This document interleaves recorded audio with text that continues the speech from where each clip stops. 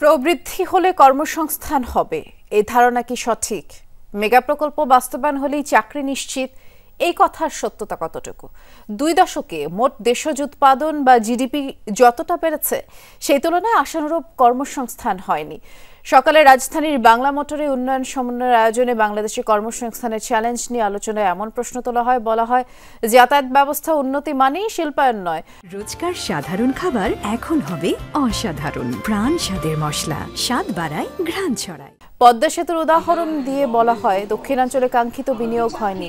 বছরে 20 থেকে 22 লাখ তরুণ চাকরির বাজারে প্রবেশ করছে, কিন্তু বেশিরভাগই ভালো চাকরি পাচ্ছে না। বক্তারা বলেন গেল 1.5 দশকে আর্থিক খাতে লুটপাটের কারণে শিল্পায়ন হয়নি। 8 লাখ কোটি টাকার বেশি পাচার হয়েছে। এই অর্থ দেশে বিনিয়োগ হলে কর্মসংস্থান বাড়ত। কর্মসংস্থান বৃদ্ধিতে এক্ষেত্রে সঠিক নীতি কৌশল হাতে নেওয়া জরুরি। 10,000 কোটি টাকা আমাদের স্থানীয় বিনিয়োগ করার পরে চাকরি তৈরি হয়েছে 28 লক্ষ। সেখানে আপনার 6,000 কোটি টাকা বিদেশি বিনিয়োগ করে চাকরি তৈরি হয়েছে মাত্র 5.5 লক্ষ। তার মানে আমার স্থানীয় বিনিয়োগে চাকরি তৈরি হচ্ছে বিদেশি বিনিয়োগের চেয়ে 2.5 গুণ বেশি। এই দেশে এমপ্লয়মেন্ট কিভাবে হবে? আপনি জাস্ট এই চুরির টাকাটা, লুটের টাকাটা 8.5 লক্ষ কোটি টাকা বিনিয়োগ হিসাবে চিন্তা করেন যে এটা it engaged in the production sector, how much employment it creates.